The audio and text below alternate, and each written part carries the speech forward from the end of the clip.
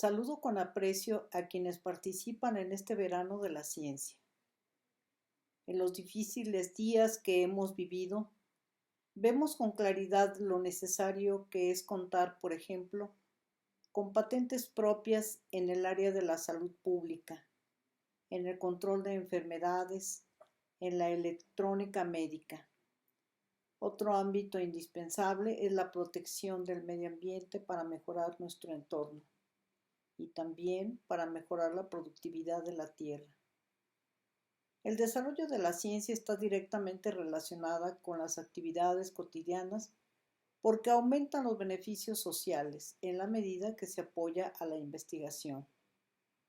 Por eso es tan importante este 26º verano de la ciencia, que mantiene la puerta abierta a las innovaciones y a la reflexión. Bienvenidos todas y todos. Les deseo el mayor de los éxitos en beneficio de nuestro país.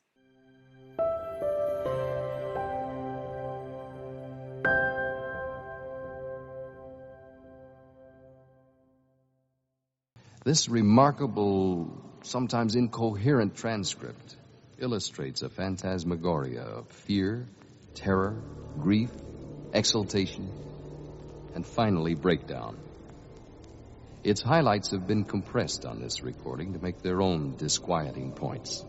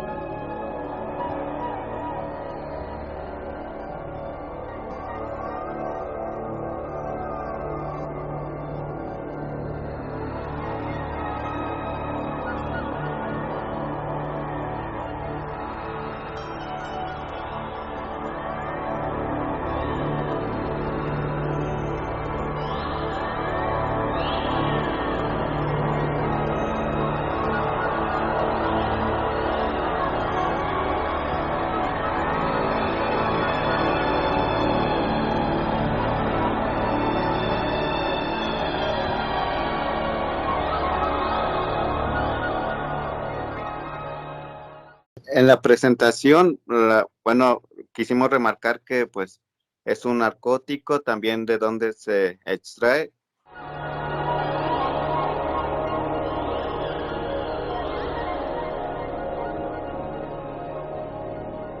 The time is 9:30 p.m., 1 hour after the participants have eaten sugar cubes saturated with LSD.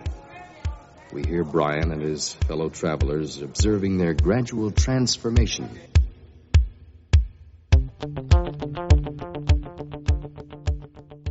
Bueno, como sabemos, el diazepam forma parte de los grupos depresivos que pertenece a la familia de las benzodiazepinas y ejerce directamente sus efectos sobre lo que es el sistema nervioso central y provoca su depresión, facilita la disminución e inhibición del reflejo polisináptico y está mediada por GABA, que es un neurotransmisor. Este tiene diversos resultados y puede actuar como ansiolítico, sedante, anticonvulsivante y un relajante muscular.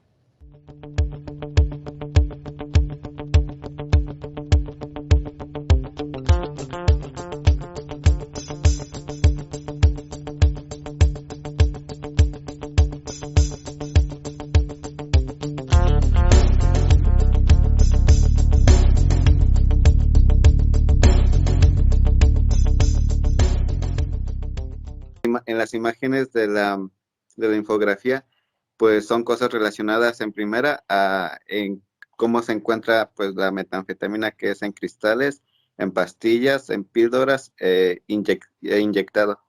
Y también pues los engranajes y los otros símbolos simbolizan pues el que te da energía, que te hace más enérgico.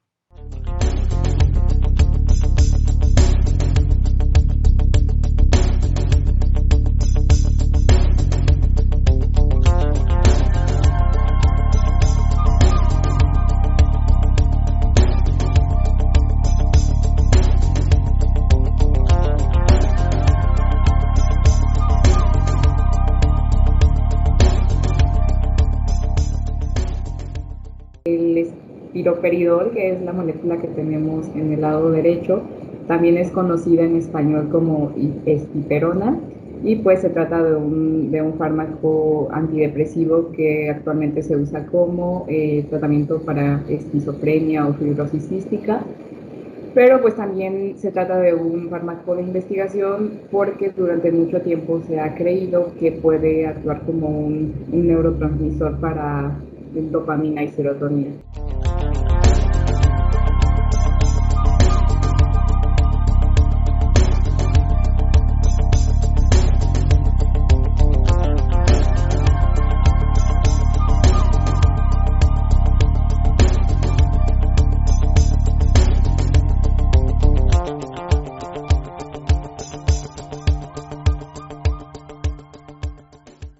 Que sería delta 9 tetrahidrocannabinol.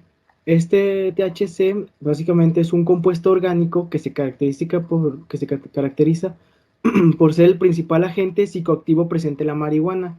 O sea que dentro de la marihuana tenemos otros compuestos, pero nosotros optamos por este específicamente.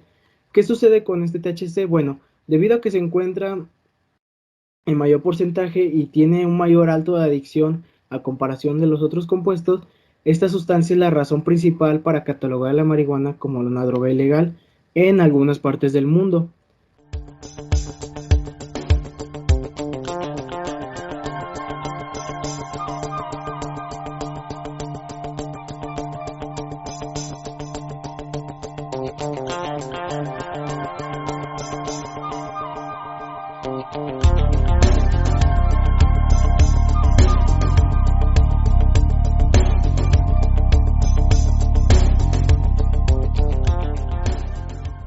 Gracias a todo esto y hay muchos cambios en la conciencia y en la percepción que puede producirse, especialmente por los alucinógenos o drogas psicodélicas, tal es el caso como el LSD.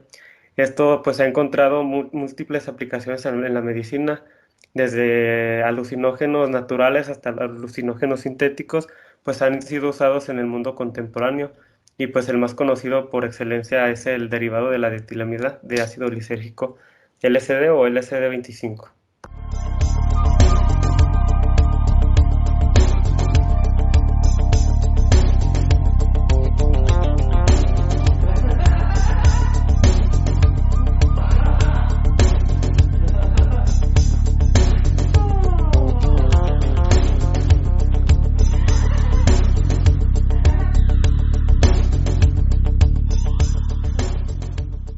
La presentación de la cocaína, que es un alcaloide y que es clasificado como un estimulante cuya fórmula es carbono 17, hidrógenos 21, nitrógeno y oxígeno 4, la cual prácticamente se nos ha presentado tanto en artículos como en documentales, que es en forma de polvo blanco, la cual reitero nuevamente que es un estimulante adictivo que afecta directamente al cerebro para la liberación de dopamina temporal.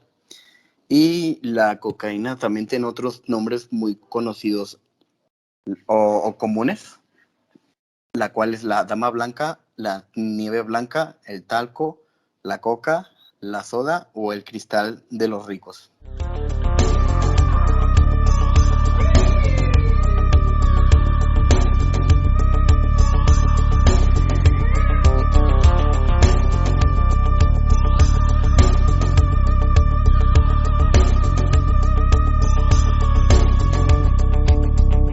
Been amusing his friends by chewing on some plastic flash bulbs.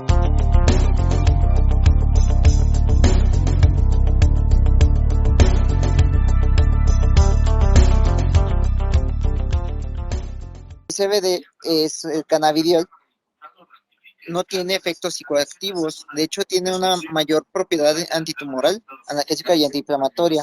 Este aceite de cannabis es el que más se ha estado utilizando en países de primer mundo y en países con un proceso de legalización de la marihuana, ya que el CBD no es psicoactivo, se utiliza para casos de epilepsia. Poco a poco se ha estado introduciendo, por ejemplo, aquí en el país, con algunos casos contados donde se ha habido una aprobación para niños con epilepsia y se ha habido una mejoría después del uso del cannabidiol.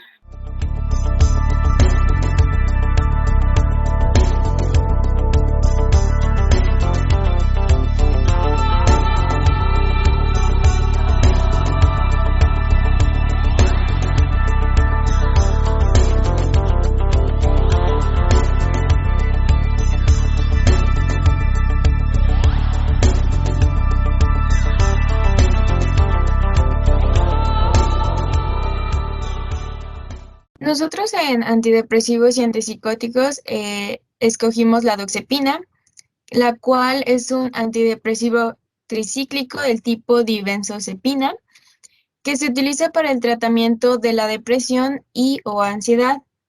El efecto ansiolítico que este genera se hace evidente comúnmente en la primera semana del tratamiento, mientras que la respuesta antidepresiva puede no ser evidente durante 2 a 4 semanas. Cabe decir que la doxepina tiene un componente anticolinérgico y efectos sedantes, aunque estos no son tan pronunciados como la amitriptilina, que es otro antidepresivo que también es tricíclico.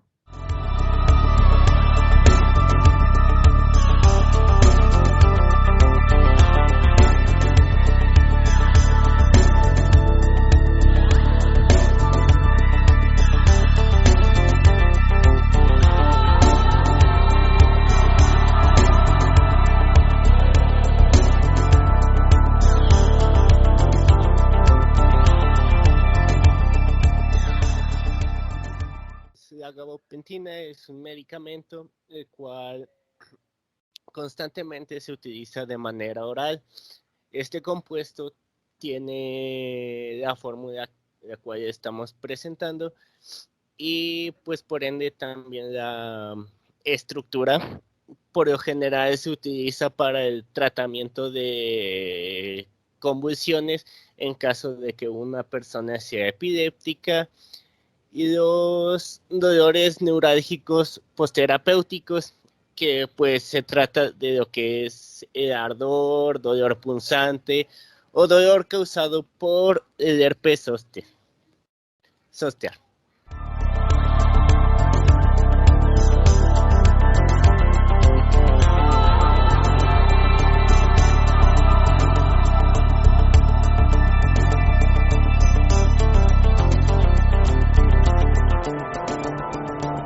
Ryan's mood is gradually changing. He orders all of his friends into another room, closes the door. He sits alone on the wooden floor, visible only by the dim light shining from the bathroom. Bueno, en los psicodélicos nosotros elegimos la mescalina. Entonces, pues la mescalina o 3,4,5-trimetoxifenetilamina, que es la estructura que podemos ver en la izquierda, es una sustancia psicoactiva que se encuentra pues naturalmente en 2 tipos de cactus, que es el peyote y el San Pedro. Esta droga es alucinógena y psicodélica y pues se lleva utilizando desde hace muchos años. También la mescalina se encuentra en forma de sal, generalmente en clorhidrato de mescalina o sulfato de mescalina, ya que pues en su base libre no es sólida y pues por lo tanto es difícil de manejar y pues posiblemente mucho menos estable. He talks to himself.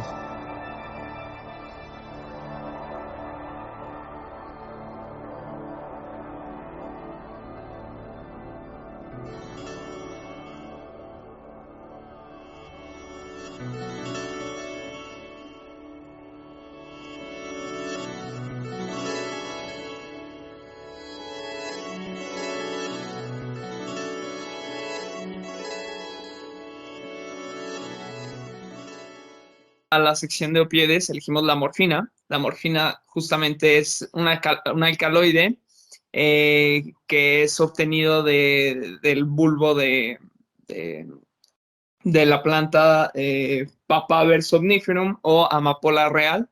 Y pues esta planta normalmente cuando es cortada en el bulbo saca una leche, que esta leche luego es tratada para justamente extraer así la morfina.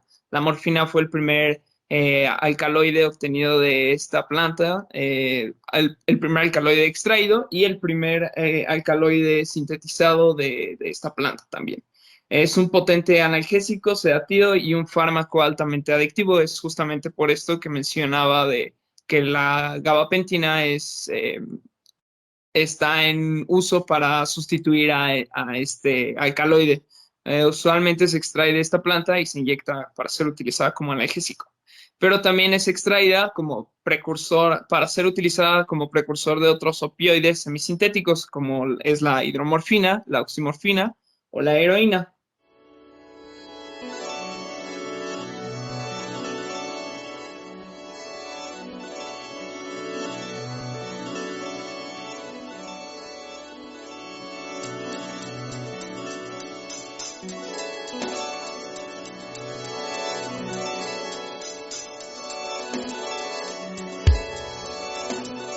time is now 1 a.m.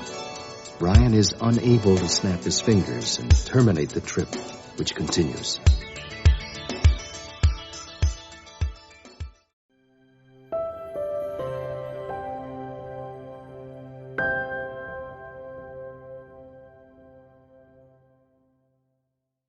Soy David Eudave, profesor del Departamento de Música y Artes Escénicas de la División de Arquitectura, Arte y Diseño del Campus Guanajuato de la Universidad de Guanajuato. Soy el investigador encargado de coordinar el proyecto Panorama de la Dramaturgia Guanajuatense Actual como parte del Verano de la Ciencia de la Universidad de Guanajuato. Este proyecto tiene la finalidad de mapear los dramaturgos y dramaturgas y las actividades y obras dramáticas que ocurren en el momento actual en el estado de Guanajuato, con la finalidad de, fomentar el montaje de las obras por parte de teatristas, su análisis por parte de académicos y en el público en general, pues el surgimiento de nuevos espectadores, de nuevos lectores de teatro. Los invito a conocer a las y los estudiantes que formaron parte de este proyecto, que les contarán en primera persona cuáles fueron las actividades de las que se hicieron cargo. Hola, mi nombre es Silvia y soy estudiante de la Universidad de Guanajuato. Formo parte del programa Panorama de la Dramaturgia Guanajuatense Actual, en el marco de Verano de la Ciencia 2021. En este proyecto, mis compañeros y yo nos hemos dado la tarea de contactar a dramaturgos y dramaturgas guanajuatenses con el objetivo de difundir y compartir con ustedes su trabajo, su trayectoria y sus obras. También tenemos unas entrevistas increíbles que estamos felices de mostrar a todos ustedes en nuestro canal de YouTube Dramaturgia Guanajuatense. Mis entrevistas fueron a Agustín Ramos y Ariadna Aragón, dramaturgo y dramaturga orgullosamente del estado de Guanajuato.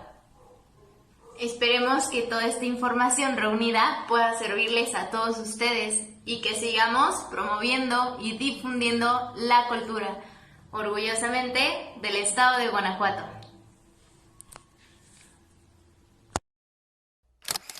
Hola, ¿qué tal? Mi nombre es Noé Castañeda Gutiérrez y formo parte del equipo de verano de investigación del año 2021 que se titula Panorama de la Dramaturgia Guanajuatense Actual. Uno de los objetivos principales dentro de nuestro verano de la investigación es precisamente generar una identidad dramatúrgica dentro del estado de Guanajuato. Y en este sentido mi participación consta de dos partes. La primera son un par de entrevistas a la profesora Sandra Carrasco y al señor Armando Holzer, quienes son maravillosos docentes y unos fantásticos dramaturgos. Y la segunda parte de mi participación dentro del verano de la ciencia de este año es precisamente un artículo de investigación en el cual comparamos uno de los movimientos dramatúrgicos más importantes hoy por hoy dentro de nuestro país, o sea, el Teatro del Norte o el Teatro de Frontera, el cual, precisamente como su nombre lo dice, es hecho mayormente dentro de los estados del norte de nuestro país, contra tres obras de diferentes dramaturgos dentro de nuestro estado.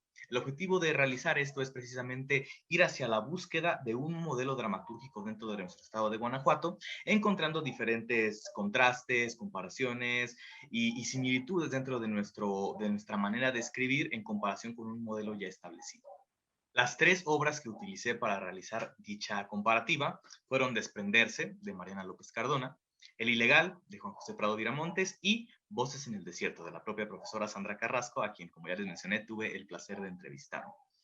El modelo que se utilizó para realizar dichas comparativas es el de las micro, macro y archipoéticas de Jorge Dubati. Y después de realizar este pequeño análisis comparativo con las tres diferentes obras y buscando similitudes y contrastes dentro de las mismas para buscar crear este modelo, tenemos también que lo vamos a comparar, como ya lo mencioné, con el Teatro del Norte. Espero que esta investigación sea de su agrado, que puedan sacar provecho de la misma y pues bueno, nos vemos. Hola, mi nombre es Salma Ixel Islas Conejo y soy estudiante de la licenciatura en Artes Escénicas en la Universidad de Guanajuato. Actualmente estoy en el verano de investigación UG 2021. Estamos e investigando el panorama actual de la dramaturgia guanajuatense. El fin de esta investigación es generar un catálogo en el cual se puedan consultar a los dramaturgos y las dramaturgas guanajuatenses actuales. En mi caso, me tocó entrevistar a una dramaturga y un dramaturgo asombrosos. Por un lado, tenemos a Mónica Hott, quien actualmente radica en San Miguel de Allende y es de descendencia alemana. Otra cosa que se me hace súper interesante de esta dramaturga es que no le gustan las fronteras. La pregunta que le hice fue, ¿qué es y qué no es para usted la dramaturgia? Me contestó, yo creo que la dramaturgia no debería tener fronteras.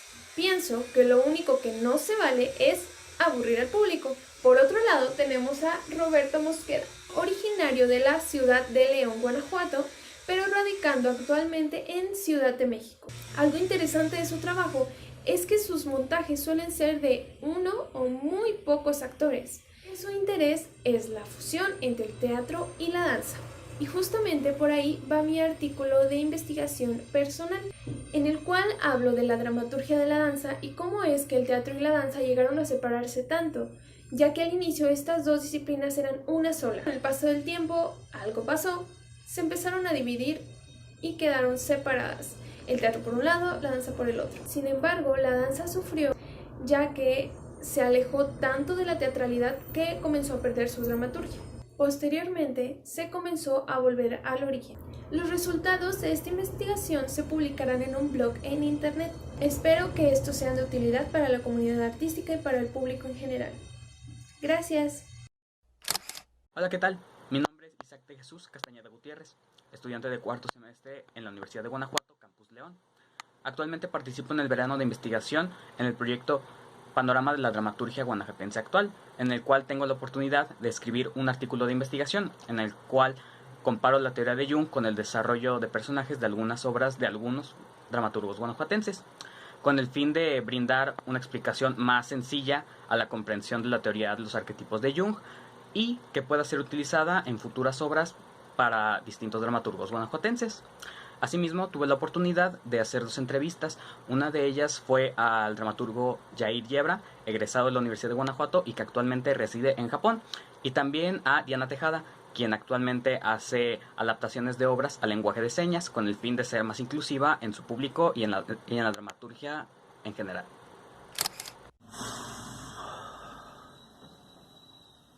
Hola, mi nombre es Osvaldo Espinosa Tapia y soy estudiante en el 8º semestre de la licenciatura de Artes Escénicas en la Universidad de Guanajuato, en Guanajuato Capital, y formo parte de los veranos de investigación UG de este año 2021, en el cual nos encargamos de investigar el panorama actual de la dramaturgia guanajuatense, con el fin de generar un catálogo de dramaturgas y dramaturgos de todo el estado. Ardua labor, desde la recolección de los datos hasta generar las entrevistas a algunos y algunas de estas personas. Tuve, con esto quiero decir, el gran placer de entrevistar a la grandiosa e increíble creadora escénica Sara Pinedo, quien nos comparte una visión expandida y sensible de la dramaturgia, y al respetado titiritero especialista en el teatro griñol Cristóbal, quien aporta toda su vasta experiencia. Ambas personas compartieron toda su trayectoria y conocimiento, que al igual que todas las demás entrevistas pueden consultar cuando gusten. También me embarqué en la realización de un artículo titulado La infección en la dramaturgia de Guanajuato, un estudio de sentido en las obras escritas durante el periodo pandémico, en el cual abordo y cuestiono el sentido de la escritura realizada en el confinamiento y cómo ésta dialoga con el contexto de Guanajuato, un Guanajuato no solo actual, sino también pandémico. Muchas gracias. Hola, soy Eric Ruiz, soy estudiante de Cultura y Arte en la Universidad de Guanajuato, Campus León. Estoy colaborando en el Verano de la Ciencia en una investigación que trata acerca de la dramaturgia guanajuatense. Hemos realizado una labor de investigación acerca de la dramaturgia guanajuatense, los escritores y sus obras. Este verano me ha servido para aprender que el teatro se puede entender desde un complejo antropológico debido a que somos seres teatrales. Las investigaciones me han permitido aprender que el teatro puede cambiar conciencias y se logra estimular al público, y el espectador puede ser entendido como un aprendiz.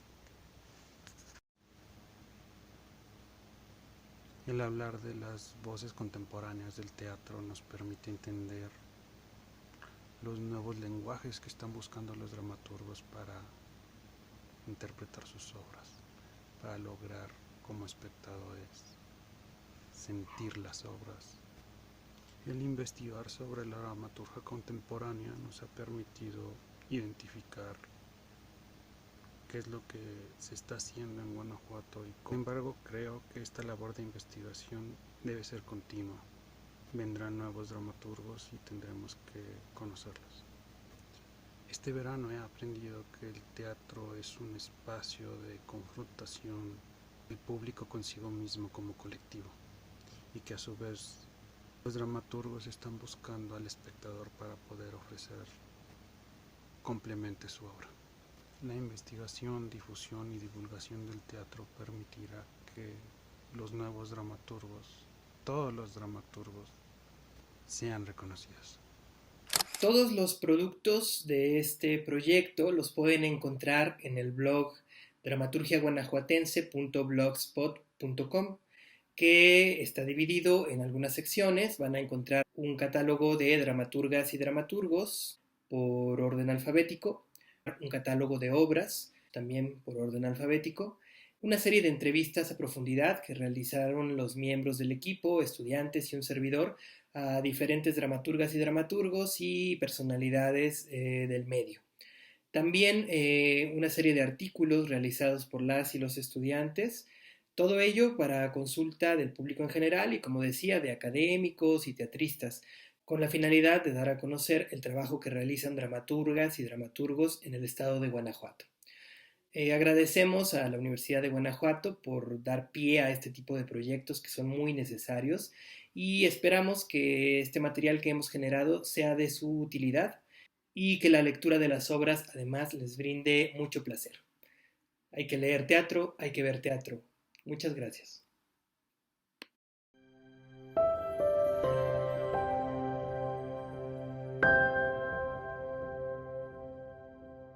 Muy buenas tardes. Les vamos a presentar nuestra investigación para este verano de la ciencia.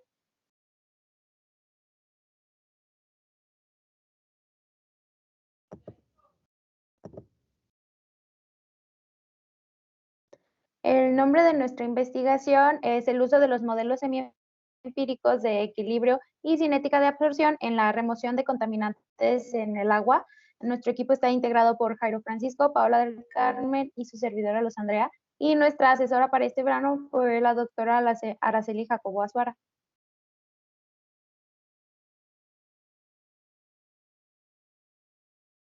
El contenido que abarca nuestra investigación se divide en los siguientes puntos, que es nuestra introducción, los procesos de absorción, los materiales absorbentes, las metodologías de síntesis, los modelos semiempíricos de absorción y, por último, nuestras conclusiones. Bueno, como ya lo mencionó mi compañera Andrea, vamos a hablar sobre la remoción de los contaminantes en el agua. La contaminación del agua ocurre de manera natural y antropogénica. Las fuentes naturales son causadas por una incorporación de minerales en el agua y otros componentes naturales procedentes del contacto que hay entre la atmósfera y el suelo. En las fuentes antropogénicas, estas son originadas por las actividades humanas que se desarrollan diariamente, como pueden ser las actividades industriales, mineras, agropecuarias, artesanales y domésticas. Estos son los más graves ya que producen una gran variedad de contaminantes. Por eso, los objetivos del desarrollo sostenible más importantes de la ONU son el agua limpia y saneamiento y la vida submarina.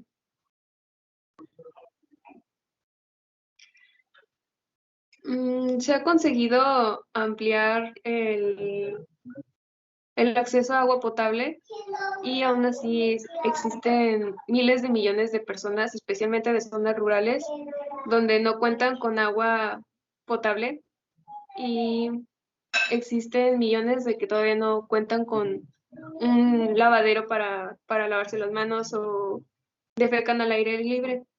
También con esta pandemia del COVID, se ha puesto la importancia de un agua limpia, ya que el lavado de manos ya es considerado pues, uno de los requerimientos más importantes por la Organización Mundial de la Salud para prevenir el contagio de virus y bacterias, especialmente pues el COVID. Y pues esta agua contaminada normalmente tiene flúor y arsénico y genera problemas para la salud. Uno de estos son los problemas de fluorosis dental, que sucede por el exceso de flúor que se consume. También ocasiona fluorosis esquelética, donde debilita los huesos y puede llevar hasta quebrarlos. También la incidencia de caries aumenta y también genera neurotoxicidad, que es una enfermedad que afecta al cerebro y pues en este caso afecta al coeficiente intelectual. Existen diferentes métodos de remoción. Está la flotación, biodegradación, oxidación avanzada y procesos biológicos, también la adsorción. Y estos métodos son para remover compuestos orgánicos como los fármacos, los colorantes y los pesticidas. Del otro lado tenemos la precipitación, reducción, intercambio iónico, separación por membranas y también adsorción. Y esto nos sirve para compuestos inorgánicos como metales pesados, flúor, arsénico y cromo.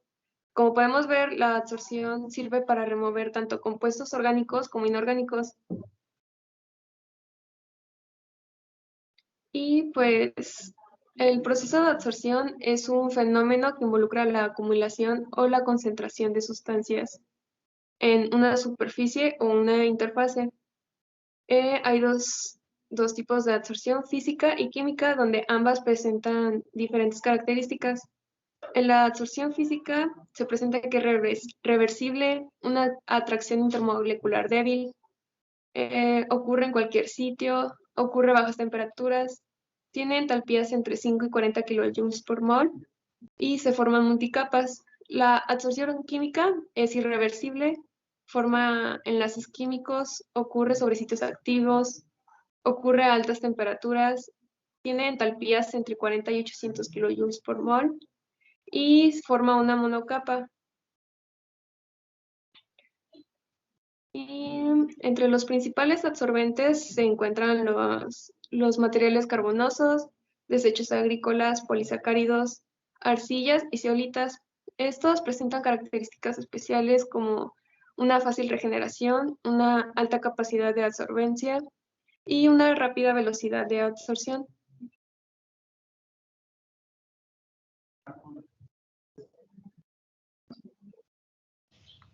La síntesis de hidroesferas híbridas de arcilla y quitosano se realizó utilizando una disolución acuosa de ácido acético al 1%, a la cual se le añadió quitosano en polvo, en una proporción del 2% peso-volumen, y se procedió a quitarlo hasta generar una mezcla homogénea, la cual, por medio de una bomba peristáltica, se hizo gotear en una solución alcalina de hidróxido de sodio al 5% peso-volumen.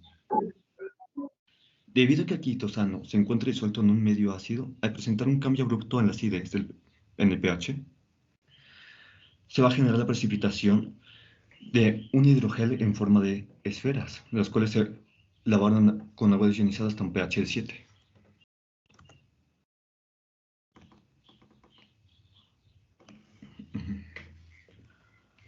Ahora procederé a explicar las isotérmicas de absorción, las cuales son una representación matemática entre el soluto absorbido por unidad de masa del absorbente y la concentración del soluto en la solución, cuando se ha alcanzado el equilibrio de temperatura constante. Esta representación matemática parte de un principio, o en su defecto, un fenómeno para basar el modelado. De ahí que presentemos distintos modelos de isotérmicas de absorción, según el principio en el que se basen, siendo los más destacados el de Langmuir, Freundlich, Templin y Rayleigh-Peterson. Sin embargo, esto puede ser un poco ambiguo, así que para aclararlo voy a recurrir al modelo de Langmuir, el cual parte de la absorción en un sitio específico de la superficie y no en toda la superficie por igual. Y a su vez, cada sitio de absorción solo puede contener una molécula de absorbato, lo que, en conjunto con la característica de que en este modelo se supone que la energía de absorción es la misma en cada sitio, por lo cual la superficie es homogénea, lo cual conlleva a que la capacidad de una molécula para absorberse en un sitio determinado es independiente de la otra. Lo que se puede expresar matemáticamente por medio de la siguiente ecuación, en la que podemos expresar la masa de soluto absorbido utilizando únicamente tres parámetros: la constante de Lagrange, que relaciona la afinidad entre el absorbato y el absorbente, la masa máxima del soluto absorbido y la concentración del soluto en el equilibrio. Sin embargo, esta ecuación presenta el inconveniente de que la constante de Lagrange no se puede determinar tan fácilmente por esta forma, así que se le tienen que aplicar una serie de operaciones algebraicas para linealizarlas, y así por medio de las ecuaciones de la recta y su graficación poder determinar este parámetro. Bien. Ahora, al analizar los resultados del equilibrio de absorción de 4 contaminantes sobre distintos absorbentes, que fueron las microesferas de arcilla quitosano, el hidróxido doble laminar y las microesferas de arcilla magnetita, se observó una considerable remoción de los siguientes contaminantes: el flúor, el arsénico, el naranja de metilo y el plomo.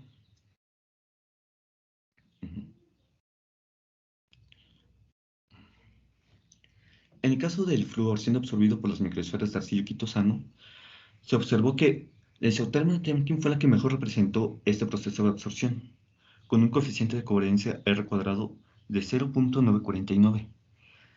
Mientras que por otra parte, si bien la isoterma de Freundlich presentó un coeficiente decente, no fue el mejor. Por otra parte, la isoterma de Lagrange presenta solamente un coeficiente R² de 0.9558 no se debe de considerar para representar este modelo si se quiere un resultado fidedigno. Por otra parte, la absorción del arsénico sobre el hidróxido doble laminar presentó un comportamiento muy distinto, siendo que la isoterma del Temkin fue la que peor representó este resultado, con un coeficiente de covariancia de 0.8763, siendo demasiado bajo para tan siquiera considerarse. Mientras que la isoterma de Lagrange presentó el mejor resultado, con un coeficiente de coherencia de 0.9968.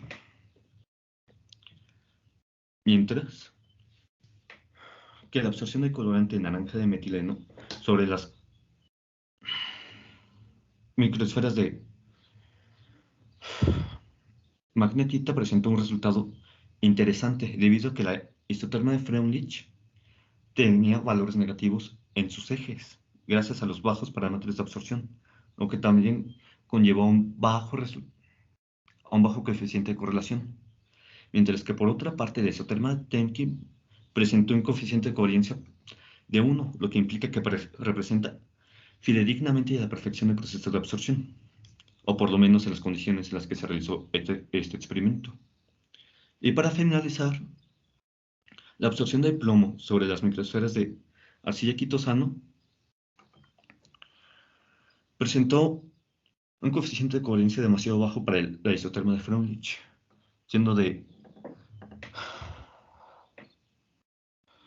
0.933, mientras que por otra parte la isoterma de Temkin presentó un coeficiente de coherencia de 0.99, el cual es un número decente y se podría considerar.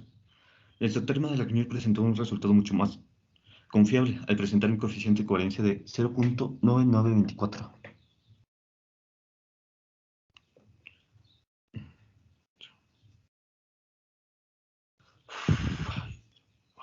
Y pues una vez que ya presentamos nuestros resultados de la investigación, pasamos a la parte conclusiones y gracias a esta investigación podemos concluir que los materiales absorbentes que fueron utilizados removieron de una manera muy satisfactoria a algunos de los compuestos tóxicos como el flúor, el arsénico, algunos colorantes y el plomo. Y también podemos concluir que los modelos semiempíricos de absorción interpretaron de una manera exitosa los datos experimentales del equilibrio de absorción, permitiendo un mayor análisis de dichos mecanismos.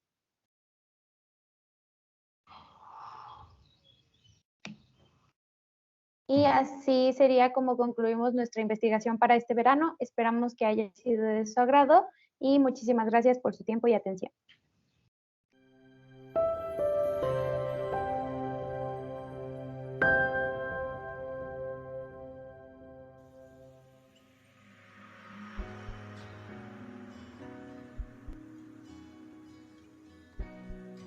Los polímeros biodegradables tienen una larga historia y dado que muchos son productos naturales, no se puede rastrear con exactitud la línea de tiempo precisa de su descubrimiento y su uso. Inicialmente se trabajaba con materiales naturales, como la madera, el cuero, lino, marfil, seda y caucho natural. Posteriormente se empezó a trabajar con derivados de celulosa, como caucho vulcanizado, nitrato de celulosa, baquelita y acetato de celulosa. Posteriormente se trabajó con polímeros de fuente fósil, como policloruro de vinilo, poliestireno, polietileno, nylon y polipropileno. Últimamente se empezó a trabajar ya con los biopolímeros, como los polihidroxialcanoatos, los compuestos de almidón termoplástico, el ácido poliláctico y el PET. Los plásticos más convencionales se caracterizan por tener un alto volumen de producción y bajo costo. A continuación se puede observar la estructura de algunos de los más conocidos: polietilentereftalato, conocido como PET, policloruro de vinilo, PVC, polietileno de baja y alta densidad, polipropileno y poliestireno.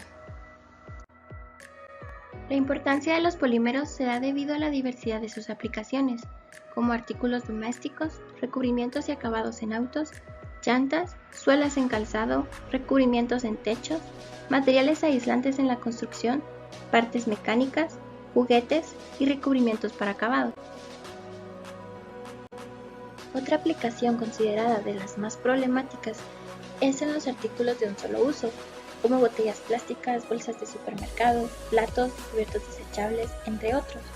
El daño al medio ambiente que estos han causado debido al manejo inadecuado de estos desechos es un tema de preocupación a nivel mundial. Es importante recalcar que estos artículos de un solo uso se encuentran fabricados a partir de los polímeros convencionales no biodegradables que se mencionaron anteriormente, como el PET, PVC, polietileno de alta y baja densidad, polipropileno y poliestireno. En función de esto, es necesario trabajar con alternativas amigables con el medio ambiente, dando lugar a los polímeros biodegradables. Antes de hablar acerca de estos, es importante diferenciar entre un producto compostable y un producto biodegradable. Los productos compostables son productos que pueden ser degradados por la acción de microorganismos, es decir, biológicamente, produciendo dióxido de carbono, agua, compuestos inorgánicos y biomasa, en un periodo de tiempo controlado, es decir, es un proceso de aceleración controlada de la descomposición de restos orgánicos. Los productos biodegradables son productos capaces de descomponerse en condiciones naturales, mediante la acción enzimática de microorganismos como lo son las bacterias, hongos y algas, transformándose en nutrientes, dióxido de carbono, agua y biomasa. Estos tardan más tiempo en degradarse en la naturaleza. Los polímeros biodegradables se clasifican en dos grupos: naturales, conocidos también como biopolímeros, donde se encuentra la celulosa, el almidón, la quitina, el quitosano y colágeno, y los polímeros biodegradables sintéticos: poliácido láctico, policaprolactona, poliuretano, polianhídrido, poliácido glicólico y poliparadioxanona. La característica principal de los polímeros biodegradables que se presentarán a continuación es la presencia de grupos funcionales hidrolizables, los cuales son éster, anhídrido, amida, uretano y éter. Los polímeros naturales son todos aquellos cuyos monómeros son derivados de productos de origen natural. Puesto que los polímeros naturales son producto de reacciones enzimáticas llevadas a cabo por seres vivos, estos son susceptibles a la degradación por sistemas biológicos o químicos, siendo perfectamente compostables. Entre las clasificaciones más generales de los polímeros naturales se encuentran los derivados de polisacáridos y de proteínas, tanto de origen animal como vegetal. La celulosa es producida por las plantas como un polisacárido. Se obtiene a partir de la pared celular de estas. Gracias a sus buenas propiedades, se pueden tener aplicaciones como contenedores de un solo uso, textiles, nanocelulosa para mejorar las propiedades de envases, acetato de celulosa y películas fotosensibles. El almidón es otro polisacárido cuya principal fuente de obtención son el maíz, trigo y papa. Su composición se distribuye aproximadamente de 20 a 30% de amilosa y 70 a 80% de amilopectina. Entre las aplicaciones industriales del almidón se encuentra la fabricación de embalaje, cápsulas farmacéuticas, accesorios veterinarios, juguetes y enlúcidos de yeso. La quitina es el segundo polímero más abundante de la naturaleza, después de la celulosa. Es un polisacárido y un copolímero lineal. Se obtiene comercialmente de exoesqueletos triturados de camarones, langostas y cangrejos. Entre las propiedades que presenta la quitina está su alta insolubilidad en agua, un alto peso molecular y estructura porosa que favorece una elevada absorción de agua. El quitosano es la forma N-desacetilada de la quitina. Al igual que la quitina, es insoluble en agua debido a su estructura compacta y cristalina, que presenta puentes de hidrógeno intra e intermoleculares. Estos polímeros presentan propiedades muy interesantes como la capacidad de formar películas sin aditivos, su permeabilidad de oxígeno y monóxido de carbono y buenas propiedades mecánicas.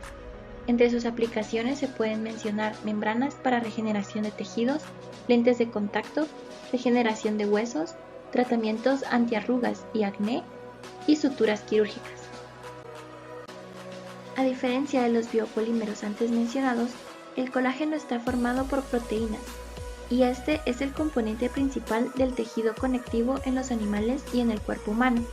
Entre sus propiedades se encuentra su alta reactividad, lo que permite que éste pueda ser entrecruzado con otros grupos funcionales, como los aldehídos y polietilenglicol, entre otros, con el fin de obtener geles que pueden ser utilizados en aplicaciones como creación de films, envolturas comestibles, cosmética y andamios para ingeniería de tejido. Los polímeros sintéticos se obtienen a partir de derivados de petróleo, recursos no renovables. Son en su mayoría geológicamente inertes, poseen propiedades predecibles, son uniformes y pueden ser elaborados con propiedades únicas para aplicaciones específicas, superando así las ventajas de los polímeros naturales. Se caracterizan por ser productos biodegradables, mientras los naturales son productos compostables. Entre estos se encuentran los poliésteres, polianhídridos, poliuretanos, poliesteramidas, entre otros. El ácido poliláctico pertenece a los poliésteres alifáticos. Se obtiene a partir de ácido láctico, mediante polimerización por apertura de anillo del dímero cíclico del ácido láctico y por policondensación. Es uno de los que presentan mayor potencial para sustituir a los polímeros convencionales, por sus excelentes propiedades físicas y mecánicas, ya que puede ser utilizado como material rígido o flexible. Entre sus aplicaciones se pueden mencionar suturas, impresión en 3D, cirugía ortopédica, traumatología, textiles y lifting facial. La policaprolactona es un poliéster semicristalino con punto de fusión bajo. Tiene un tiempo de biodegradación entre 2 y 3 años, mayor que el resto de polímeros sintéticos biodegradables, y puede ser degradado por organismos como bacterias u hongos. Sin embargo, no puede ser degradado por el organismo humano. Presenta una alta permeabilidad al agua, oxígeno y dióxido de carbono. Además, posee propiedades mecánicas comparables a las del polietileno de baja densidad. Dentro de sus principales aplicaciones se pueden encontrar hilo para suturas quirúrgicas, ingeniería de tejidos y férulas. Los poliuretanos pertenecen a la clase de polímeros termoplásticos sintéticos, cuya síntesis se logra a través de la reacción de policondensación de alguna especie de disocianato con dioles. Sin embargo, la elección del disocianato específico para la elaboración del poliuretano es determinante en cuanto a la toxicidad de los productos de diaminas tras la degradación del biopolímero. Entre sus aplicaciones se puede mencionar su uso como hilos quirúrgicos en suturas, calzados, adhesivos, construcción, entre muchas otras. Los polianhídridos son el resultado de la reacción de polimerización por condensación entre unidades monoméricas de ácido dicarboxílico y una porción de anhídrido acético.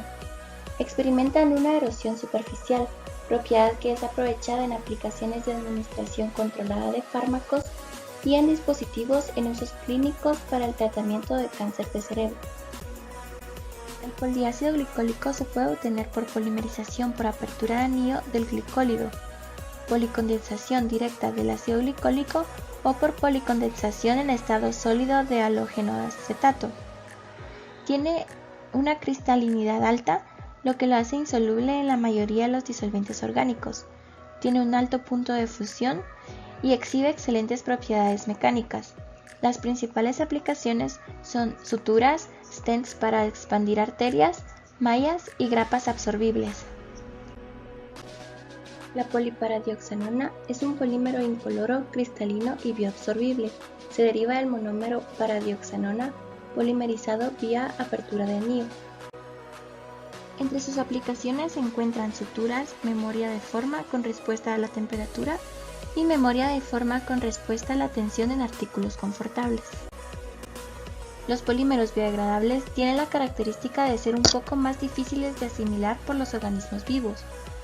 Los factores que influyen en su biodegradación son capacidad de adaptación de los microorganismos, degradación de grupos funcionales como éteres, ésteres y amidas, estructura y composición, su carácter hidrofílico, peso molecular y grupos funcionales de la cadena principal, así como su estado físico y su morfología.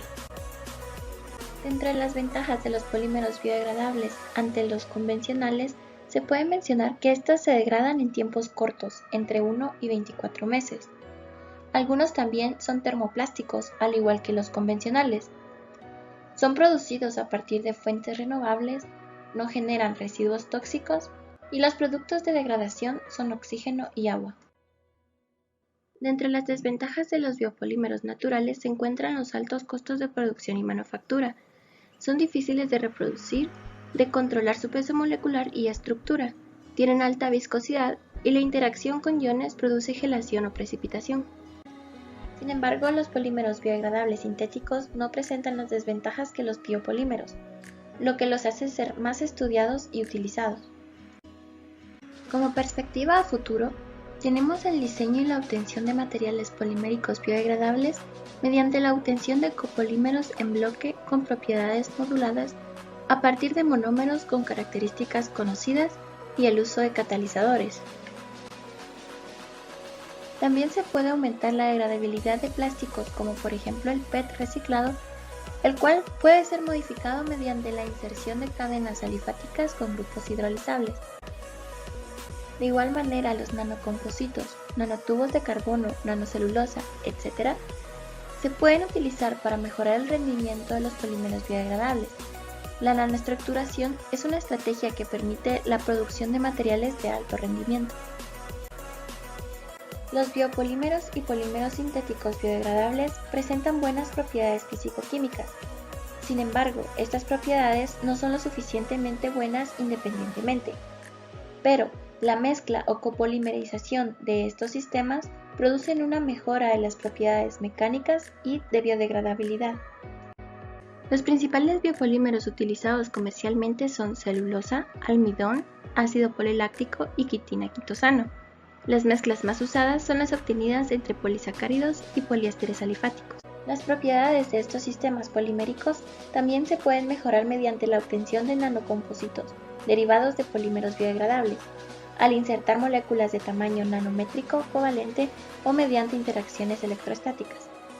A pesar del incremento de la contaminación ambiental en los últimos años, la demanda de los polímeros ha aumentado significativamente. Una idea sin ellos es inconcebible. Actualmente, los polímeros biodegradables tienen un costo de producción más elevado que los polímeros convencionales. Es necesario hacer conciencia y un esfuerzo en utilizar estos materiales para ayudar al medio ambiente. Con la participación de estudiantes de licenciatura en Química e Ingeniería Química de la Universidad de Guanajuato, México, y la Universidad de San Carlos de Guatemala, junto con el apoyo del Dr. Antonio Martínez Richa y el Dr. Efraín Rodríguez Alba.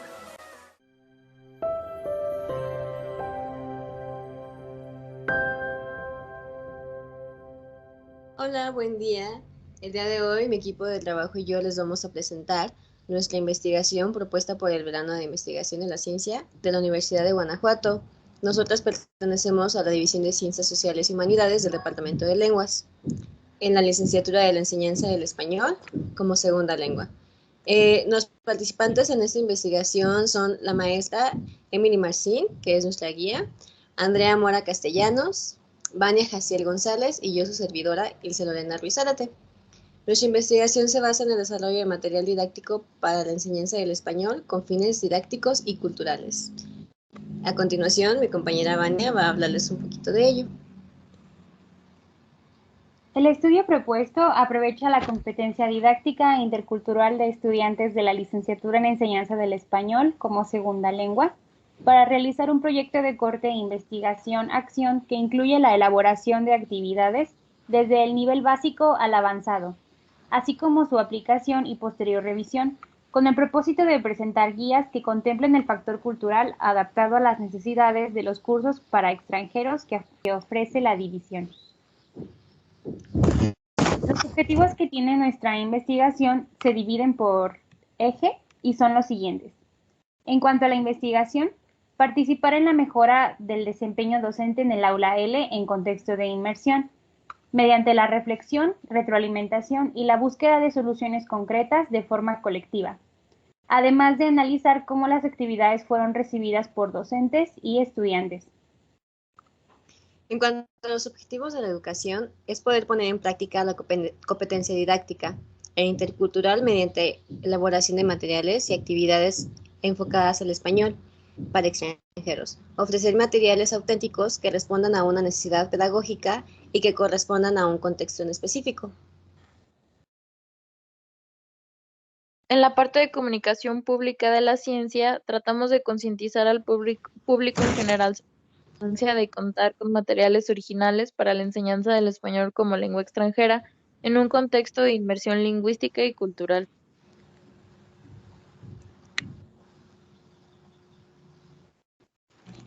Ahora les hablaremos sobre la realización de nuestro proyecto.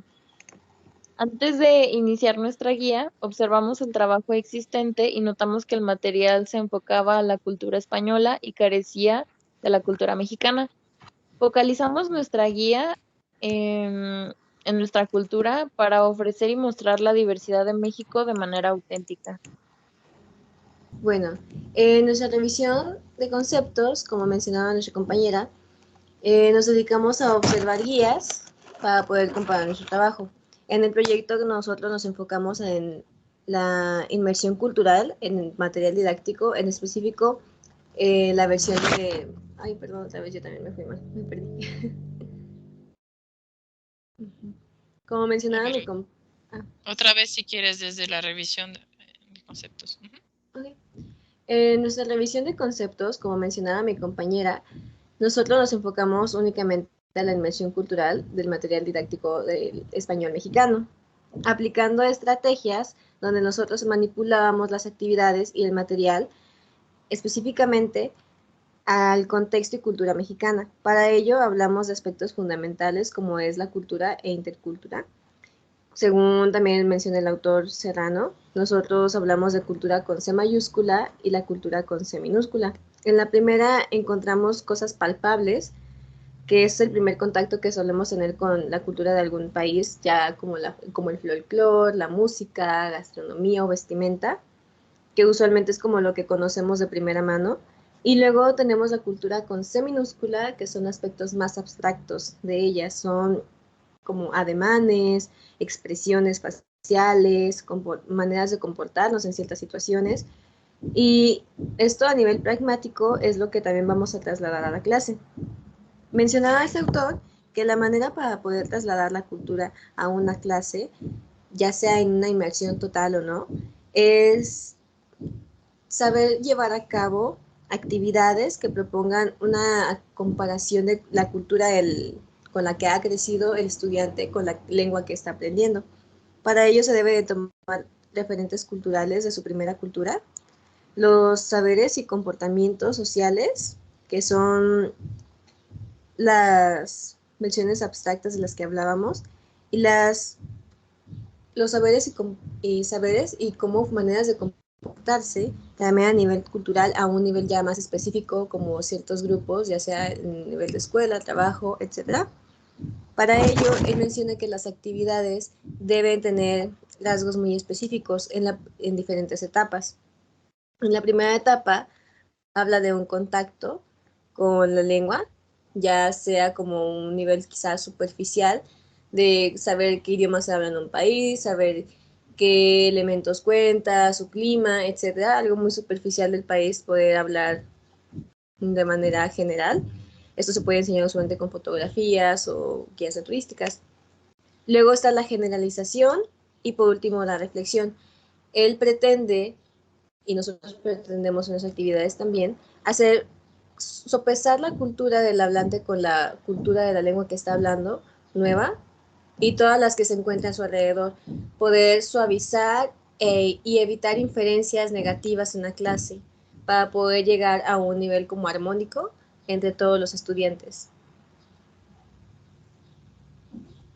Según el Instituto Cervantes, una guía pedagógica es un libro de texto o una compilación de actividades diseñadas para facilitar el proceso de enseñanza y aprendizaje. La finalidad de una guía didáctica es que el profesor tenga una herramienta que le permita llevar de mejor manera su clase, siendo esta un material que sea organizado, adecuado, que brinde confianza y seguridad para quien lo usa, según Hutchinson y Torres. También la guía debe de orientar al profesor para que pueda usarla según le convenga y sobre todo de forma autónoma. Las guías se componen de una variedad de temas selectos que están estructurados, organizados, seleccionados y secuenciados. Son una serie de actividades diseñadas como material de apoyo. En este caso, nuestra guía sirve como soporte para el docente que está interesado en dar clases de cultura. Está basada en valores culturales e ideológicos que encajan y satisfacen las necesidades de los individuos que quieran y necesiten una guía sobre la cultura mexicana. Según Atienza y Lomas, una buena guía debe de tener una conexión entre la teoría y la práctica. Y si bien nuestro trabajo está organizado con una serie de pasos detallados para el profesor, también fomenta la autonomía del docente, porque los contenidos y objetivos se presentan de forma progresiva con instrucciones claras y también tenemos muestras detalladas de las propuestas didácticas. En cuanto a la investigación en acción, esta le permite al docente ponerse en el papel de investigador, con el propósito de identificar ciertas problemáticas o inconvenientes que surjan en el aula, al mismo tiempo que implementa distintos ciclos de acción que permiten dar solución o tratamiento a dichas complicaciones, todo mediante los actos que se incluyen en el ciclo de acción conformado por acción, observación, reflexión y posteriormente estos se pueden repetir en caso de que dicho ciclo no haya dado una completa solución a la problemática o el inconveniente que se presente en el aula. Nosotras recolectamos la información por medio de diarios de reflexión individuales y nos juntábamos cada 2 días para apoyarnos. También analizábamos el trabajo de cada una y reflexionábamos y modificábamos si era necesario.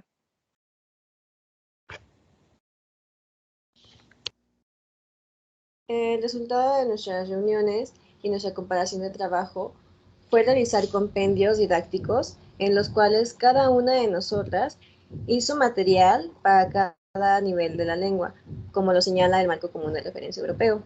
Mi compañera Vania se enfocó en realizar material para nivel principiante.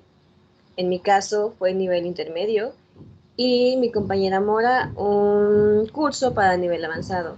Nuestras actividades van enfocadas a una competencia comunicativa, por lo cual intentamos integrar actividades que fueran de comprensión auditiva y lectora, así como la producción oral y escrita también. De esta manera, nosotras hicimos un colectivo total de nuestros trabajos que podrán ver al final del resultado. En cuanto a los resultados, a través de los datos que logramos obtener mediante los diarios y las diferentes reuniones, pudimos analizar algunas de sus partes, entre las cuales se incluye la falta de capacitación y seguridad por parte de las estudiantes, de nosotras. Y bueno, esto se debe a que no existía la suficiente experiencia previa que nos permitiera trabajar con estos temas antes de comenzar en el proyecto. Desarrollo docente y estudiante. Cada una de las participantes del equipo de trabajo desarrollamos las habilidades suficientes para cumplir con los objetivos de las actividades en cuanto al factor cultural se trata, y también a los distintos objetivos que se incluyen en las actividades. Las reuniones y los diarios reflexivos nos ayudaron para darle forma a nuestros compendios, ya que con el paso del tiempo todo fue más sencillo gracias a la ayuda de las colaboradoras. En reconocimiento de pares y estudiantes, a varios docentes les pareció que nuestros temas eran interesantes y nuestras clases impartidas también fueron bien recibidas por los estudiantes, ya que se puso en práctica parte de nuestras actividades. Nuestras conclusiones es poder brindar material didáctico que facilite la comunicación real de un contexto auténtico de inmersión para los estudiantes que aprenden una lengua extranjera y que al momento de comunicarse con nosotros sea un acercamiento genuino. Estamos también muy agradecidos con los docentes, en especial con la doctora Cristina Simanji, quienes nos brindaron la oportunidad de aplicar nuestras actividades y comprobar que se puede enseñar cultura mediante el material didáctico.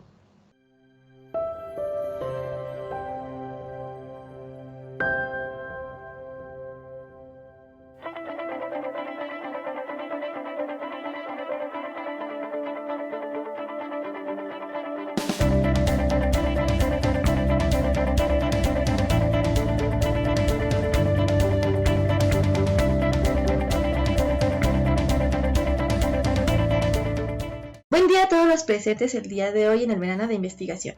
Mi compañera Aram Ortiz junto con Luis Garza y su servidora Mariana Fuentes presentaremos el primer tema de investigación. Este tema de investigación se titula La percepción de los estudiantes de español como lengua extranjera sobre el uso de manuales de enseñanza en el aula. Para comenzar, vamos a compartir con ustedes la pregunta de investigación que dio origen a este proyecto, que es ¿por qué se prefiere o no el uso de manuales de enseñanza en la clase de español? Para comenzar, vamos a hablar de lo que es un manual de enseñanza per se. Un manual de enseñanza o libro de texto simplemente es una herramienta de trabajo que tanto profesores como alumnos pueden usar como elemento de apoyo o guía para su propio proceso de enseñanza y aprendizaje. A continuación vamos a hablar sobre algunos puntos específicos de la metodología de investigación aplicada en este proyecto.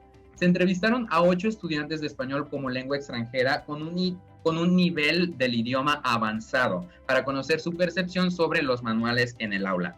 Entre diversos puntos nos mencionaron las descripciones de una clase de L con un manual de enseñanza y una clase de L sin un manual de enseñanza. Básicamente, para los estudiantes, una clase de L con un manual de enseñanza es una clase organizada, con progresión de los temas y en la que se puede aprender más fácilmente.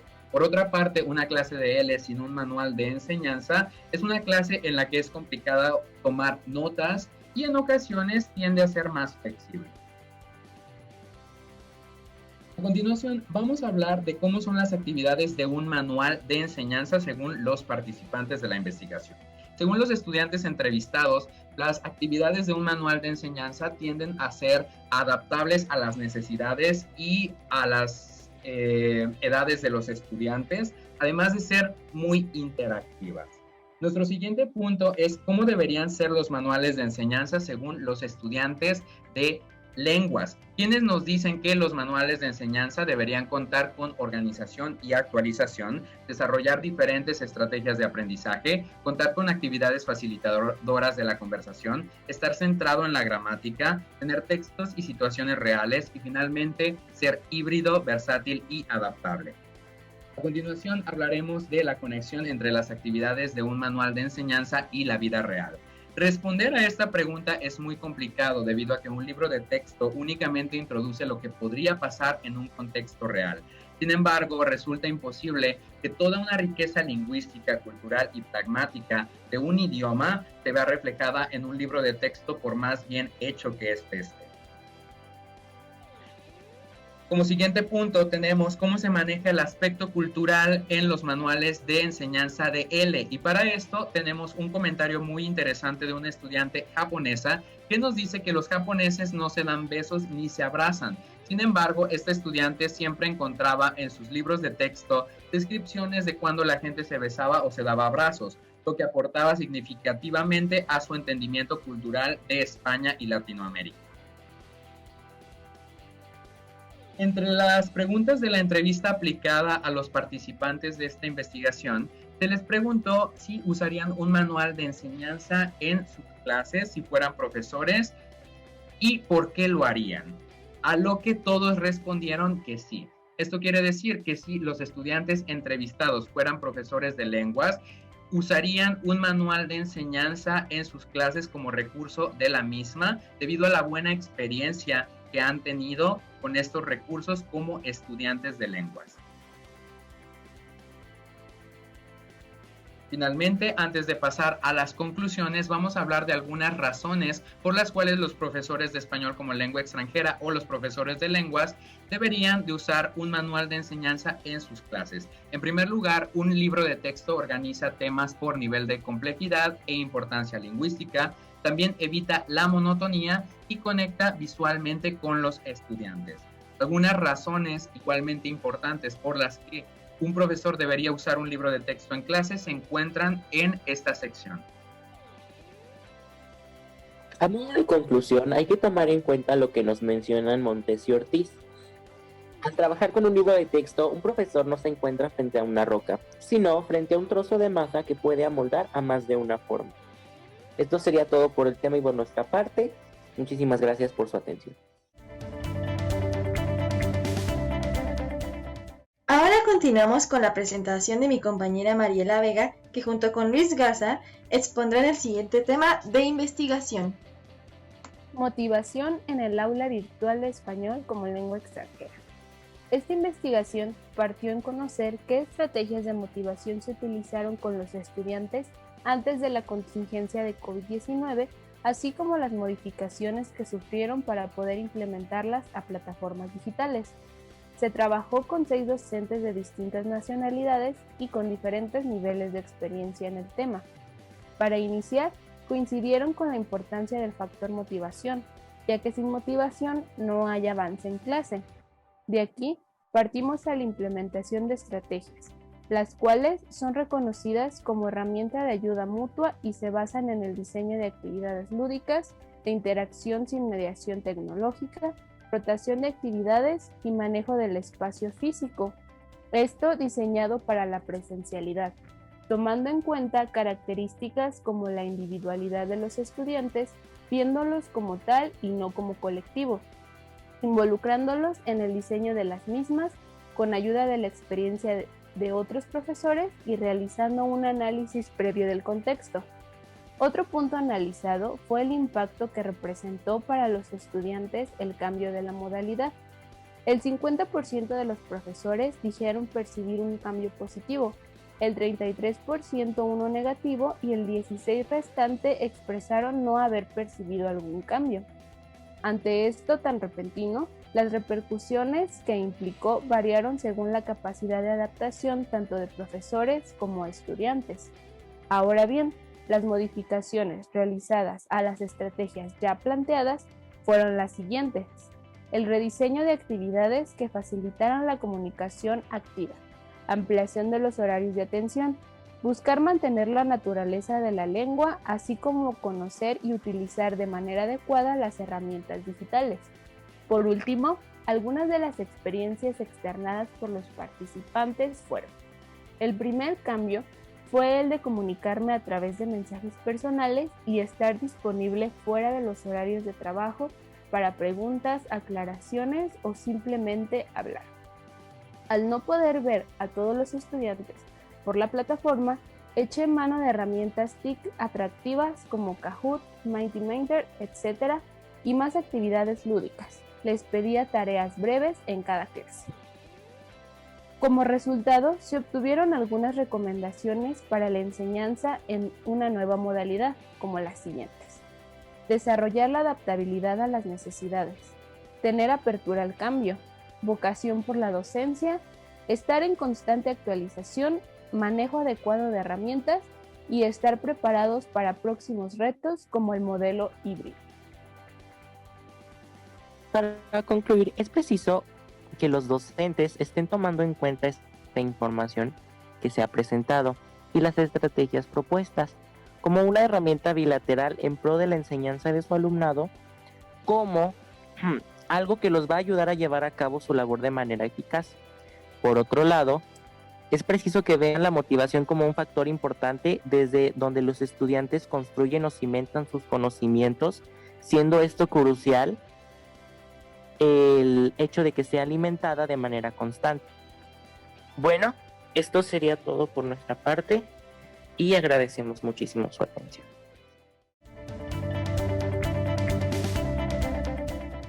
Para finalizar la sección de presentaciones, mi compañera Rocío Barrón, junto con Luis Garza, presentarán el último tema de investigación. El estrés en los y las estudiantes de la licenciatura de la enseñanza del español como segunda lengua. ¿De qué manera afecta? Se realizó un análisis a un grupo focal de 4 egresadas del ES, donde brindaron sus experiencias durante la carrera. En la primera sección podemos ver algunos de los factores que detonan el estrés en los estudiantes, que pueden ser el interés insuficiente en la licenciatura, la carga académica, situaciones externas y personales, gestión del tiempo, cambios repentinos o cambios forzados en la modalidad.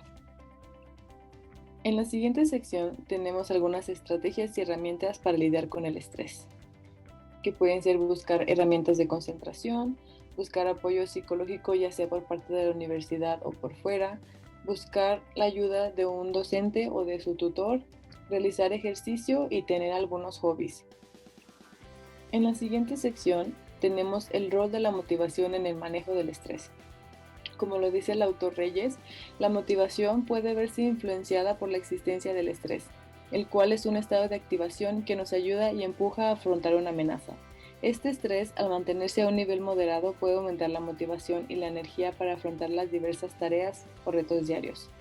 Entonces, como lo dice Reyes, el estrés no siempre es algo malo, siempre y cuando lo tengamos bajo control. En la siguiente sección tenemos algunas de las consecuencias del estrés en los estudiantes, que pueden ser bajo rendimiento académico, desertar la carrera, afecta en su entorno personal, los desmotiva o puede llegar a afectarles en su salud mental y física.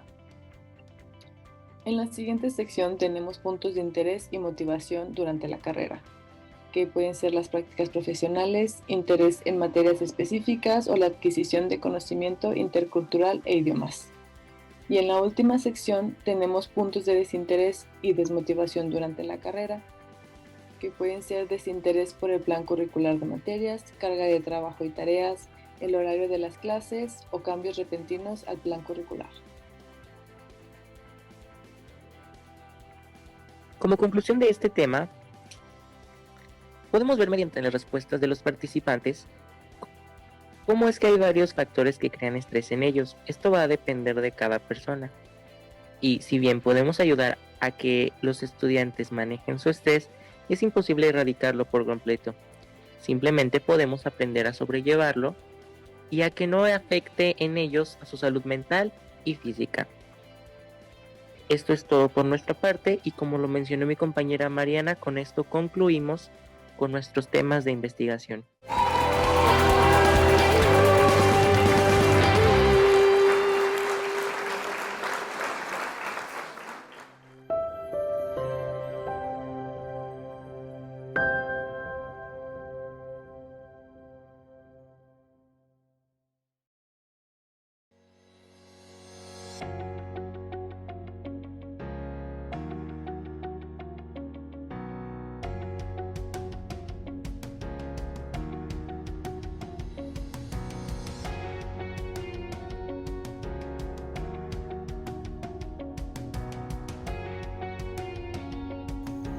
Hola, soy el doctor Juan Pablo Torres Papaki, profesor del Departamento de Astronomía, y quisiera dar las gracias a la Universidad de Guanajuato por dejarme participar en el 26º Verano de la Ciencia, con el proyecto denominado Creación y elaboración de talleres astronómicos lúdicos, cuyo objetivo es iniciar la fomentación y apropiación del conocimiento científico a los niños del nivel básico. También quiero agradecer a las estudiantes por aceptar ser parte de este proyecto, así como a la doctora Lauren Elisa Flor Torres por su colaboración y apoyo. A continuación se presentará cada una de las estudiantes y un video de uno de los talleres creados.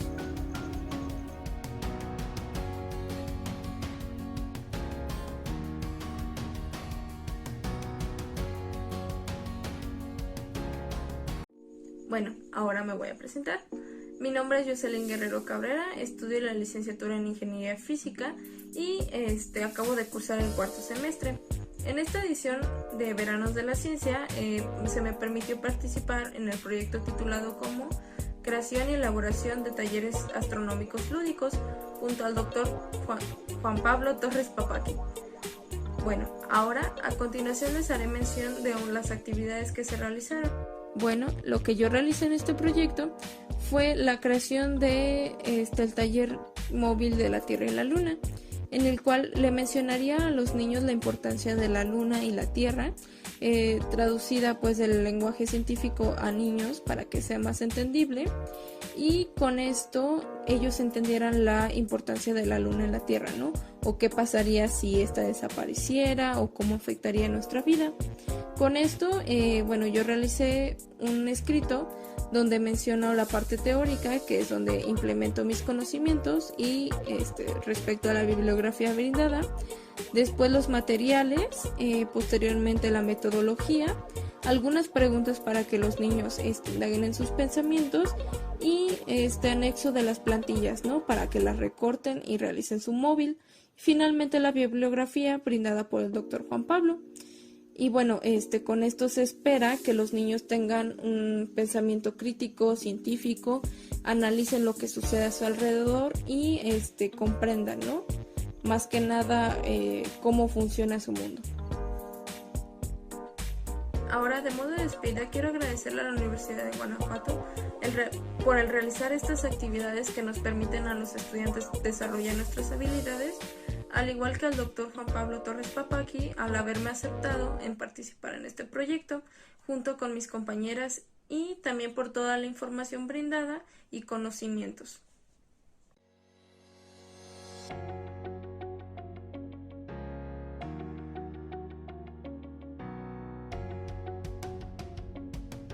Hola, me llamo Margarita Correa. Yo soy estudiante de la licenciatura de Ingeniería Química en la Universidad de Guanajuato. Estoy muy emocionada por haber participado en este proyecto de divulgación en astronomía. Yo me especialicé en el taller de Marte y sus lunas. Por último, me gustaría agradecer a la Universidad de Guanajuato por haberme permitido participar en este 26º Verano de la Ciencia. Gracias.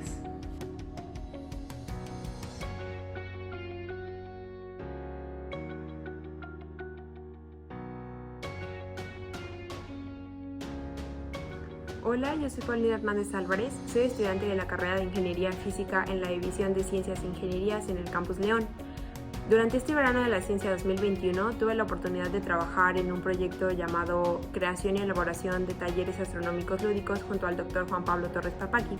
Elaboramos y desarrollamos un taller llamado Mural de los Planetas, en donde les ayudamos a los niños de primaria a tener una noción del tamaño real del sistema solar. Agregamos algunas de las principales características de cada planeta para que los niños se vayan familiarizando con cada uno de ellos.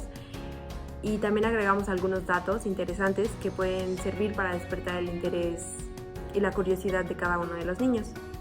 Quiero agradecer a la Universidad de Guanajuato y al Departamento de Astronomía por brindarnos esta oportunidad y este espacio para desarrollar nuestros conocimientos y nuestras habilidades en algo que puede ser útil para los niños de primaria.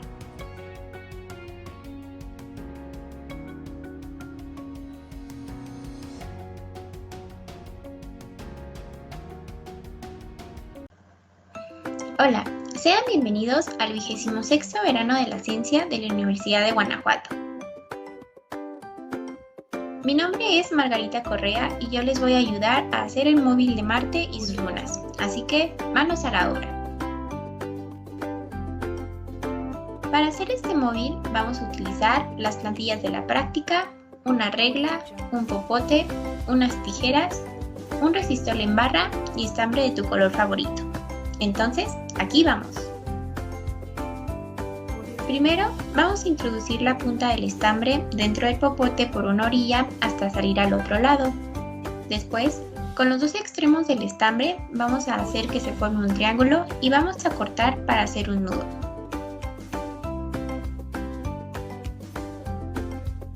Ahora, vamos a cortar 3 pedazos de estambre de 12 centímetros aproximadamente. Vamos a amarrar un extremo de los 3 pedazos de estambre al popote, haciendo que uno quede en el centro y los 2 restantes en cada orilla. Recortamos las plantillas con mucho cuidado. Pegar a Marte en el estambre del centro y a las lunas en las orillas. En la plantilla vienen 2 imágenes de cada elemento, esto para que al momento de pegar las caras, el estambre quede en medio de ambas y puedas verlo de los 2 lados. En el caso de Marte, hay una marca blanca que representa los polos. Al momento de pegarlos, procura de que de un lado de la marca quede arriba y del otro quede abajo. Aquí ya tenemos nuestro móvil. Ahora solamente tenemos que encontrar un lugar donde pueda lucir. En mi caso, yo lo puse en un clavo que estaba en un muro de mi casa. Ustedes pueden colgarlo donde puedan jugar con él. Recuerden que aquí también podemos cambiar las posiciones de las lunas. Podemos acercar a Phobos y hacer que Deimos quede más lejos como se explicó en la teoría.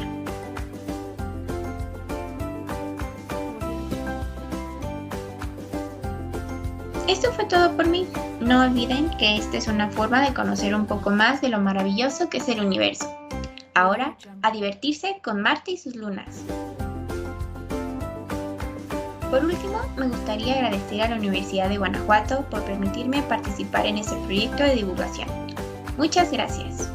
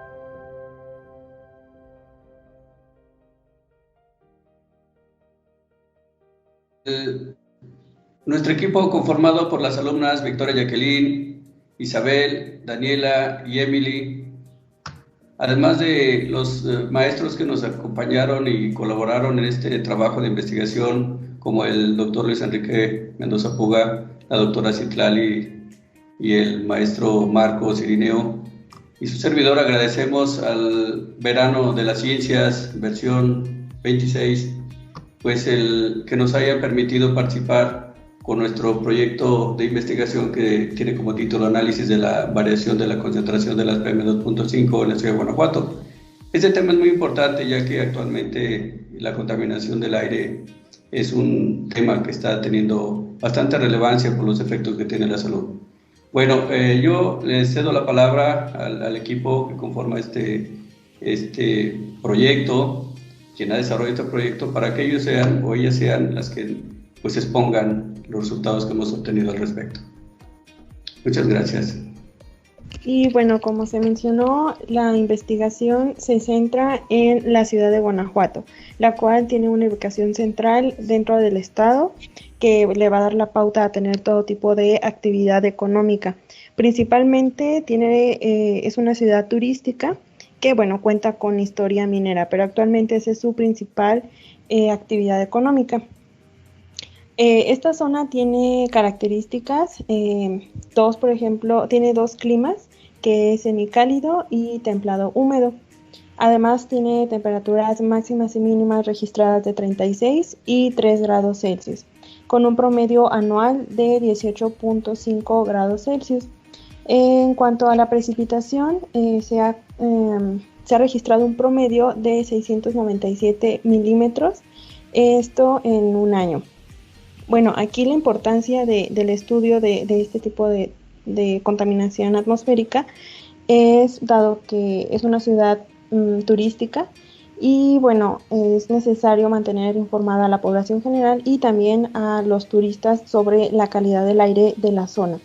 Principalmente nos centramos en el material particulado, que se define de la siguiente manera. Bueno, podemos definir que el material particulado es una mezcla de sustancias microscópicas que se encuentran suspendidas en la atmósfera. De estas, las partículas finas, que son menores a 2.5 micrómetros en su diámetro aerodinámico, pues son las que permanecen durante mayor tiempo en el aire, por lo cual representan un mayor riesgo para la salud humana. De acuerdo a otras investigaciones, se han reportado que para el municipio de Guanajuato, el promedio de esta concentración de PM2.5 está por debajo del límite máximo permisible, establecido en la norma NOM 025 de la Secretaría de Salud del 2014. También se ha reportado que una de las mayores fuentes de contaminación de este material particulado son los incendios forestales. La metodología que se llevó a cabo en este proyecto fue recabar información acerca del monitoreo de las PM2.5, la temperatura, la humedad relativa, la velocidad y dirección del viento, desde enero del 2019 hasta junio del 2021 en Guanajuato capital.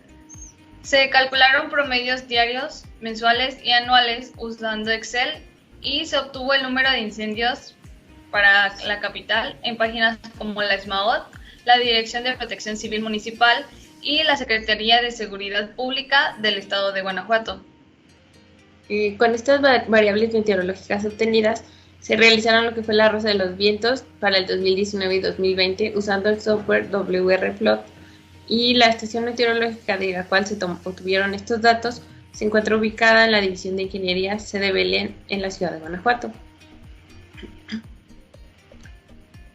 Los resultados que se obtuvieron fueron los promedios anuales.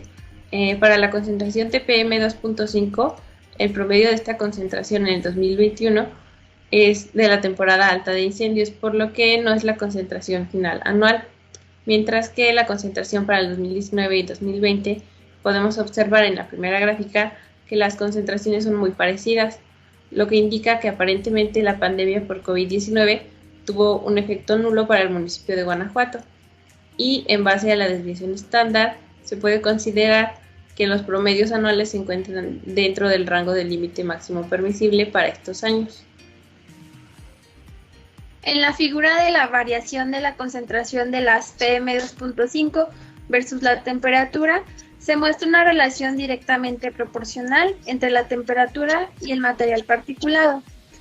En la siguiente figura, que es la de la concentración de las PM2.5 y la humedad relativa, se observa que dichas variables son inversamente proporcionales, debido a que en el año 2020 se presentó una mayor humedad y una menor concentración de las partículas. Respecto a lo que es la velocidad del viento, se puede ver que para el 2019 y el 2020 existe una relación inversa entre estas variables. Y por otro lado, para el primer semestre del 2021, se observa que la velocidad del viento incrementa y la concentración de PM2.5 es mucho más alta. Y esto puede deberse a la aportación de incendios forestales en los meses con mayores temperaturas. Promedios mensuales. Respecto a la variación mensual de la temperatura, para el año 2019, el mes que presentó un promedio máximo fue mayo, para el 2020 fue abril y para el 2021 de nuevo volvió a ser mayo. Los promedios de temperatura mínimos se dan generalmente en los meses de enero y de diciembre. Acerca de la humedad relativa, para el 2019, septiembre y octubre tuvieron los promedios más altos, para el 2020 y 2021 fueron agosto y junio respectivamente, mientras que los promedios mínimos se dan en abril y en marzo. Respecto a la velocidad del viento, el 2019 junio presentó un mayor promedio, para el 2020 fue octubre y para el 2021 fue abril, mientras que diciembre del 2019 es cuando hubo un menor promedio de dicho parámetro. Respecto a la variación mensual de la concentración de las PM2.5, en el 2019 mayo tuvo un promedio mayor, para el 2020 fue febrero y para el 2021 fue abril. En general los promedios mínimos se dan en lo que es agosto, septiembre y octubre.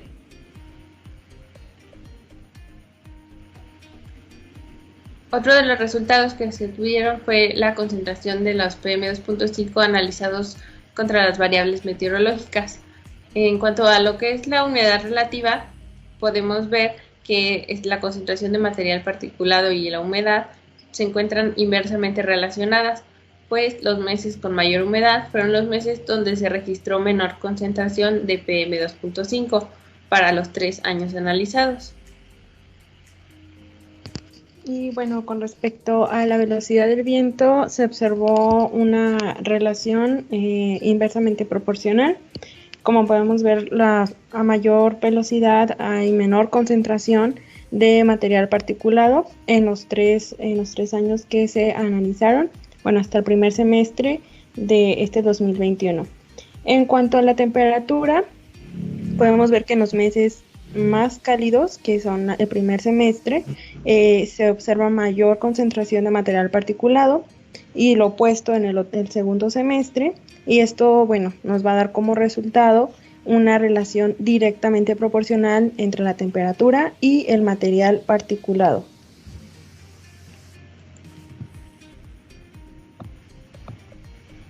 En las rosas de los vientos, en la del año del 2019, se efectuaron 12 divisiones y podemos observar que el viento dominante fue en dirección del nor-noreste y que mayormente estos vientos estuvieron en un rango de 0.5 metros a 5.70 metros sobre segundo, con un vector en dirección al sud-sudeste, y la velocidad promedio del viento fue de 3.14 metros sobre segundo.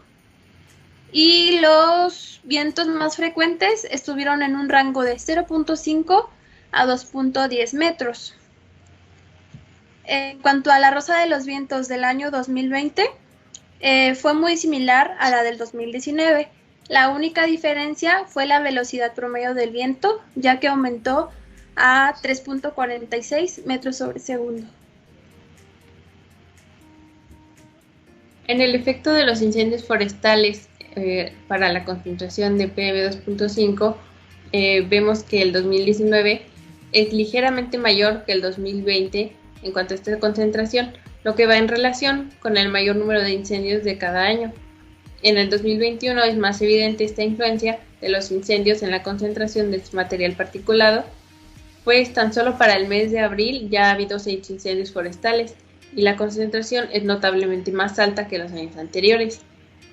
También es importante resaltar que esta concentración varía dependiendo de varios factores como es la intensidad del fuego, la duración, la ubicación, la concentración, dirección del viento, área afectada, entre otros. Finalmente, podemos concluir que los valores de la desviación estándar de los promedios anuales muestran que la calidad del aire es buena, ya que se encuentra dentro del rango de los límites máximos permisibles establecidos por las normas oficiales mexicanas. De que solamente se consideraran los promedios anuales sin un análisis estadístico adecuado, los promedios para los 3 años superarían ligeramente los límites máximos permisibles que establece la NOM 025 de la Secretaría de Salud del 2014 con un valor de 10 microgramos sobre metro cúbico. Es necesario que se tenga un análisis estadístico de los datos que se están manejando para tener una mejor precisión sobre la calidad del aire y, si es necesario, establecer medidas correctivas. Y bueno, en cuanto a la relación entre el material particulado y las variables meteorológicas, podemos concluir que las concentraciones van a variar dependiendo de la estación del año y con ello las variables. Encontramos una relación directamente proporcional entre la temperatura y el material particulado 2.5. También hay una relación entre la humedad relativa y velocidad del viento con respecto a las partículas y esta relación es inversamente proporcional. Esto fue el análisis con el que concluimos y bueno, les presentamos una parte de la bibliografía que utilizamos y bueno, muchas gracias.